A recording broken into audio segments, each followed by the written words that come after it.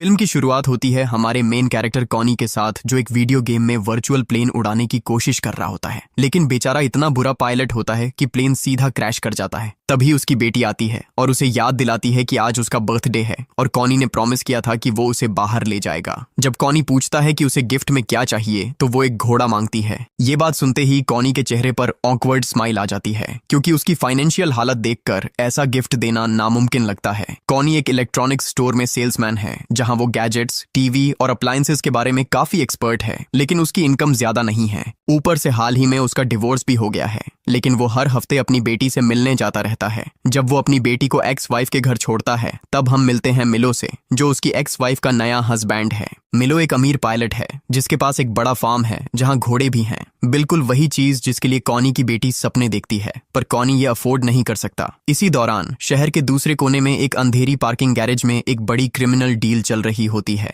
कुछ drug dealer एक बड़े डफेल बैग के साथ पहुंचते हैं जिसमें 30 किलो हाई ग्रेड नशा होता है। उनकी मीटिंग एक माफिया गैंग से होती है जो यह सौदा बिटकॉइन के जरिए करना चाहता है ताकि बैंकिंग सिस्टम की नजर से बचे रहें, लेकिन पुलिस पहले ही उनके पीछे लगी होती है। महीनों से उनके कॉल्स ट्रेस हो रहे होते हैं और हर मूव मॉनिटर किया जा रहा होता है। डील पूरी होने से पहले ड्रग सप्लायर्स बायर्स का पैसा वेरीफाई करने के लिए पहले सिर्फ 1 किलो का सैंपल देते हैं। बाकी के 29 किलो वे अपनी गाड़ी में लॉक करके रखते हैं ताकि कुछ गड़बड़ हो तो नुकसान कम हो। जब पुलिस यूनिट्स ऑपरेशन एग्जीक्यूट करने निकलती हैं, तो क्रिमिनल्स को कुछ गलत एहसास हो जाता है। ड्रग सप्लायर्स तुरंत अपनी गाड़ी की तरफ दौड़ते हैं 29 किलो वापस सिक्योर करने के लिए, लेकिन उससे पहले ही अंधेरे से एक अनजान शख्स सामने आता है। वह सीधे ड्राइवर के पास जाता है, एकदम शांत और सटीक तरीके से गोली चलाता है और ड्राइवर वहीं मर जाता है। अगले ही पल पूरे गैरेज में अफरा तफरी मच जाती है। इस हंगामे के बीच वही राजदार शूटर वह बैग उठाता है जिसमें 29 किलो नशा होता है और अपनी कार में रख देता है। उसी वक्त पार्किंग गैरेज में एक आम आदमी भी मौजूद होता है। वह पूरी गोलीबारी और चोरी अपनी आंखों से देखता है। पैनिक के बावजूद वह अपना फोन निकालता है और वीडियो रिकॉर्ड करना शुरू कर देता है। शूटर, जो पहले से ही हाइपर अलर्ट और पैरानॉइड होता है, तुरंत नोटिस कर लेता है कि कोई उसका वीडियो बना रहा है। 1 सेकंड में उसे समझ आ जाता है कि अगर यह फुटेज लीक हो गई तो उसका पूरा ऑपरेशन बर्बाद हो जाएगा। वह तुरंत अपनी डायरेक्शन बदलता है और विटनेस के पीछे दौड़ पड़ता है। अब फिल्म का मेन कॉन्फ्लिक्ट शुरू हो चुका है। सीन कट होता है इलेक्ट्रॉनिक्स स्टोर पर, जहां कॉनी अपने कस्टमर को गैजेट्स के बारे में समझा रहा होता है। Technical specifications, audio output, refresh rate, सब कुछ इतनी कॉमनली एक्सप्लेन करता है कि कस्टमर्स जेन्युइनली इम्प्रेस्ड होते हैं। स्टोर बंद होने के थोड़ी देर पहले एक डायना नाम की कस्टमर आती है। उसे हेडफोन चाहिए होते हैं। कॉनी उसे एक बेहतर मॉडल सजेस्ट करता है, कहता है कि डेसिबल आउटपुट और साउंड क्वालिटी दोनों सुपीरियर हैं और प्राइस भी अफोर्डेबल है। डायना उसके ऑनेस्ट सजेशन से खुश होती है और वही हेडफोन ले लेती है। स्टोर बंद होने के बाद मैनेजर कॉनी से एक फेवर मांगता है और कहता है कि एक कस्टमर को अर्जेंटली टीवी इंस्टॉल करवाना है। कॉनी हमेशा की तरह बिना सोचे हाँ कर देता है। वह अपना टूल किट लेकर कस्टमर के घर पहुंचता है। वह कहती है कि टीवी का पूरा सेटअप भी कर देना। फिर वह किसी काम से बाहर चली जाती है। कॉनी अपने हेडफोन पहनकर काम में लग जाता है। उसे जरा भी अंदाजा नहीं होता कि इसी घर के दूसरे कमरे में मौत का खेल चल रहा है। यह उसी आदमी के घर में होता है जिसने गैरेज का पूरा सीन रिकॉर्ड किया था। शूटर उसका पीछा करते हुए यहाँ तक आ गया है। कॉनी के पीछे खड़ा होकर वह शूटर उस आदमी को गोली मार देता है और फिर वहां से भाग जाता है। मरने से पहले वह आदमी अपना मोबाइल फोन छिपाकर रख देता है, ऐसी जगह पर जहां कोई तुरंत नहीं ढूंढ सकता। यही फोन बाद में कॉनी के लिए सबसे बड़ा खतरा बनने वाला है। कॉनी बेचारा बिल्कुल अनजान अपना इंस्टॉलेशन का काम फिनिश करता है, हेडफोन उतारता है, टूल्स पैक करता है और निकलने के लिए घर के अंदर से गुजरता है। तभी उसकी नजर मरे हुए आदमी पर पड़ती है। कॉनी एक पल के लिए फ्रीज हो जाता है। उसे समझ नहीं आता कि क्या करे, कॉल करे, भागे या बस खड़ा रहे। इसी बीच सिसिलिया वापस घर आ जाती है। वह अंदर आती है और अपने हस्बैंड को मरा हुआ देखती है, जबकि कॉनी उसके पास खड़ा होता है। कुछ मिनट में पुलिस आ जाती है और कॉनी को अरेस्ट कर लेती है। कॉनी बार बार समझाता है कि वह बस टीवी इंस्टॉल करने आया था, लेकिन वह पुलिस का प्राइम सस्पिशन बन जाता है। घर में फोर्स एंट्री का कोई साइन नहीं होता और उस वक्त घर में और कोई था भी नहीं। पुलिस बिना ज्यादा सोचे समझे उसे कस्टडी में ले लेती है। कोर्ट उसके लिए एक पब्लिक डिफेंडर अपॉइंट करता है जो क्लियरली काम के बोझ से परेशान और कॉनी की कहानी पर शक में है। हर प्रूफ कॉनी के खिलाफ जाता है। क्रिमिनल रिकॉर्ड 0 होने के बावजूद उसे ट्रायल का इंतजार करने के लिए जेल भेज दिया जाता है। उसकी जिंदगी एक पल में पूरी तरह तबाह हो जाती है। कॉनी एक शरीफा आदमी होता है और जेल के झील माहौल में उससे सरवाइव करना बहुत मुश्किल होता है। कॉनी को लॉन्ड्री की ड्यूटी मिलती है। वहीं उसकी मुलाकात दो और कैदियों नरेंद्र और मूसा से होती है। दोनों जेल से भागने की एक योजना बना रहे होते हैं। उनका प्लान था वॉशिंग मशीनों के पीछे बने एक टनल के जरिए भागना और किसी पायलट की मदद से देश छोड़ देना। कॉनी चुपकर उनकी बातें ध्यान से सुनता है। धीरे धीरे उसे प्लान की सारी डिटेल्स, जैसे कौन कब निकलेगा, टनल कहां तक जाता है और फ्लाइट का शेड्यूल क्या है, सब पता चल जाता है। अपने वकील से मीटिंग के दौरान कॉनी उसे एक इंपॉर्टेंट बात बताता है कि उस मरे हुए आदमी ने मरने से पहले किसी फोन का जिक्र किया था। वकील एविडेंस लॉग चेक करता है पर वहां कोई फोन लिस्टेड ही नहीं था। ये सुनकर कॉनी की आखिरी उम्मीद भी खत्म हो जाती है, लेकिन वह फैसला कर लेता है कि वह टनल का इस्तेमाल करके जेल से भागेगा और वह फोन ढूंढ कर लाएगा। लॉन्ड्री रूम में जब कुछ देर के लिए गार्ड नहीं होता, कॉनी मौका देखकर टनल में घुस जाता है। वह तंग अंधेरी टनल में क्रॉल करके आगे बढ़ता है और आखिरकार बाहर निकल आता है। बाहर निकलकर वह कपड़े बदलता है और सीधे सिसिलिया के घर पहुंचता है।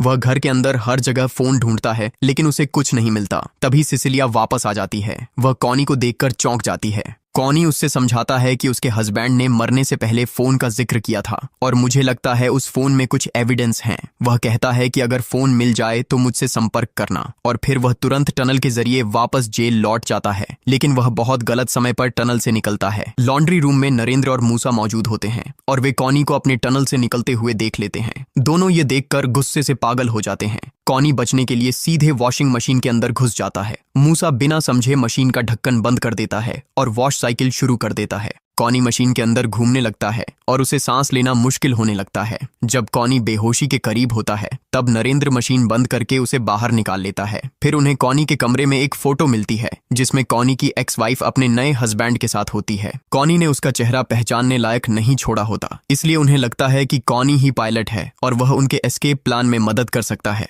वे दोनों कॉनी से डील करते हैं कि अगर वह पायलट के तौर पर उनकी मदद करेगा तो वे उसे भी अपने भागने की योजना में शामिल कर लेंगे। कॉनी मजबूरन हाँ बोलता है क्योंकि यह ही उसका एक मौका है अपनी बेगुनाही साबित करने का। दूसरी तरफ सिसिलिया अभी भी फोन ढूंढ रही होती है। एक शाम जब वह थक कर बिस्तर पर लेटी होती है, उसकी नजर सीलिंग के लाइट फिटिंग पर पड़ती है और वहां उसे कुछ चीज नजर आती है। वह बिस्तर पर खड़ी होकर देखती है तो उसे वहां से एक फोन मिलता है। वह फोन चार्ज पर लगाती है। तभी डिटेक्टिव हेलेना वहां आ जाती है। जैसे ही दोनों केस के बारे में बात कर रहे होते हैं, फोन अपने आप टीवी से वायरलेस कनेक्ट हो जाता है और उस दिन की वीडियो चलने लगती है। वीडियो में जो शूटर होता है वह असल में हेलेना निकलती है, लेकिन जैसे ही हेलेना पलटकर टीवी की तरफ देखती है, स्क्रीन पर उसके परिवार की तस्वीरें चलने लगती हैं। सिसिलिया मोबाइल के बारे में हेलेना को कुछ नहीं बताती। जैसे ही हेलेना वहां से जाती है, सिसिलिया तुरंत कॉनी से संपर्क करती है और उसे पूरा सच बता देती है। ये सुनते ही कॉनी फैसला कर लेता है कि वह अपनी बेगुनाही के साथ साथ पुलिस डिपार्टमेंट का असली चेहरा भी सबके सामने लाएगा।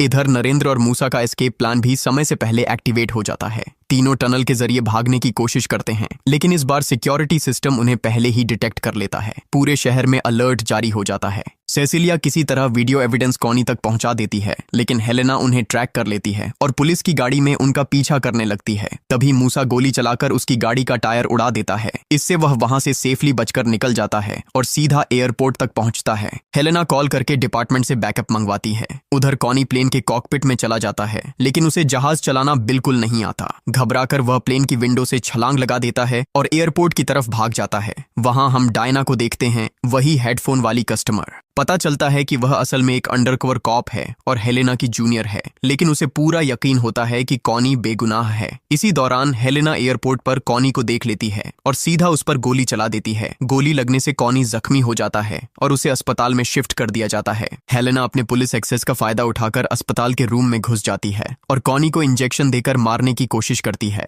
पर डायना वक्त पर पहुंच जाती है। उसकी आवाज सुनते ही हेलेना छुप जाती है। डायना अंदर आती है और कॉनी के हाथ पर जहरीला इंजेक्शन देखकर सब समझ जाती है। वह अपनी गन निकालकर वॉशरूम की तरफ बढ़ती है, लेकिन तभी हेलेना अचानक उस पर हमला कर देती है। दोनों के बीच एक जबरदस्त लड़ाई होती है। आखिर में हेलेना डायना की गन से खुद को शूट कर लेती है। गोली की आवाज सुनकर एक और पुलिस ऑफिसर वहां आ जाता है, तो हेलेना उसे भी डायना की गन से मार देती है ताकि सबको लगे कि यह सब डायना ने किया है। लेकिन तभी कॉनी किसी चीज से हेलेना के सिर पर मार देता है और वह बेहोश हो जाती है। डायना और कॉनी वहां से भाग जाते हैं। हेलेना फिर पुलिस चीफ को मैनिपुलेट करती है और पूरी फोर्स को कॉनी और डायना के खिलाफ सेट कर देती है। वे दोनों रात इलेक्ट्रॉनिक्स स्टोर में छुपे रहते हैं। फिर डायना कॉनी के जख्म साफ करती है। उसी वक्त कॉनी को एक चीज याद आती है कि टीवी के मदरबोर्ड में स्ट्रीम्ड कंटेंट सेव हो जाता है। इसका मतलब यह था कि वह वीडियोस टीवी की मेमोरी में अब भी सेव होंगी। वे दोनों सेसिलिया के घर जाते हैं और जैसे उसने सोचा था वीडियो अब भी वहां है, लेकिन मसला यह होता है कि उसका फोन टूट गया था और कॉपी करने का कोई रास्ता नहीं होता।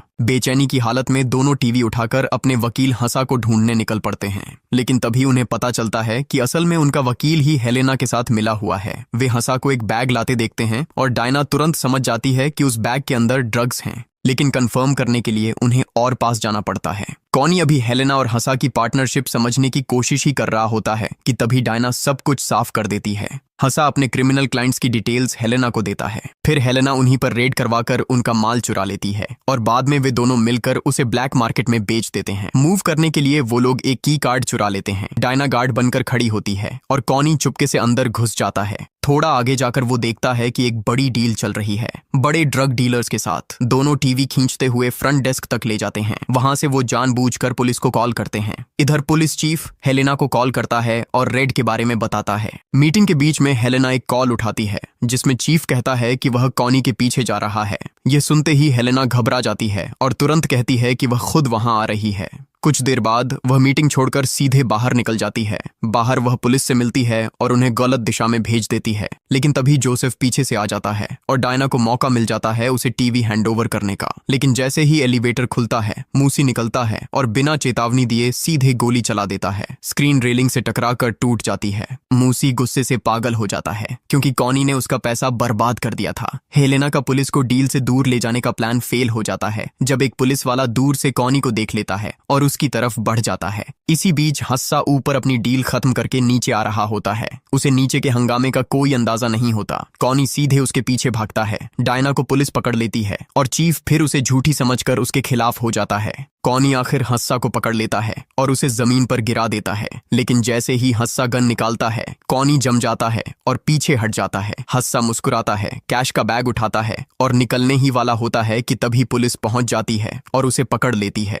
हस्सा चिल्लाता रहता है लेकिन बैग वहीं गिर जाता है। कॉनी बैग उठाता है और निकल जाता है। तभी मूसी की आवाज आती है। बिना सोचे कॉनी बैग उसकी तरफ फेंक देता है और अपना वादा निभाते हुए चोरी का पैसा वापस कर देता है। इसी दौरान डायना अफसरों से लड़ रही होती है, चिल्लाते हुए कहती है कि उसके पास हेलेना के खिलाफ सारे सबूत हैं। हेलेना शांत रहती है और सीधे टेसर चला देती है जब तक डायना बेहोश नहीं हो जाती। ये सब देखकर चीफ को शक होने लगता है। कॉनी चुपके से टीवी स्क्रीन उठाता है और निकल जाता है। वो एक कमरे में जाता है और एक स्टाफ मेंबर की मदद से टीवी की हार्ड ड्राइव को एलिवेटर की स्क्रीन से कनेक्ट कर देता है। जोसेफ पहले से ही थोड़ा शक में था, लेकिन जब उसने अपनी आंखों से वो वीडियो देखा तो उसने बिना देर किए हेलेना के हाथ में हथकड़ी डाल दी। जब हेलेना को ले जाया जा रहा होता है, रेडियो पर रिपोर्ट आती है कि अब वो प्राइम सस्पेक्ट है। ड्रग माफिया, वकील और हेलेना सभी पुलिस की कस्टडी में होते हैं। चीफ डायना से माफी मांगता है कि उसे पहले ही उसकी बात मान लेनी चाहिए थी और कॉनी को बेकसूर साबित कर दिया जाता है। वो घोड़े पर बैठकर अपनी बेटी से मिलने जाता है, लेकिन उसे कंट्रोल नहीं कर पाता। थोड़ी देर में वो घोड़े से कूद जाता है और बाकी बच्चे डर जाते हैं। जब वो जूलिया से कहता है कि घोड़ा उसने सिर्फ उधार लिया था, तो वो मुस्कुराती है, उसे गले लगाती है और अपनी दोस्त के पास लौट जाती है। डायना उसके पास आती है, दोनों पेड़ की छांव में बैठते हैं और यहीं पर ये फिल्म खत्म हो जाती है। अगर ये वीडियो आपको पसंद आई हो तो चैनल को सब्सक्राइब करें और बेल आइकन जरूर दबाएं ताकि ऐसे ही और वीडियो सबसे पहले आप तक पहुंचते रहें। देखने के लिए धन्यवाद।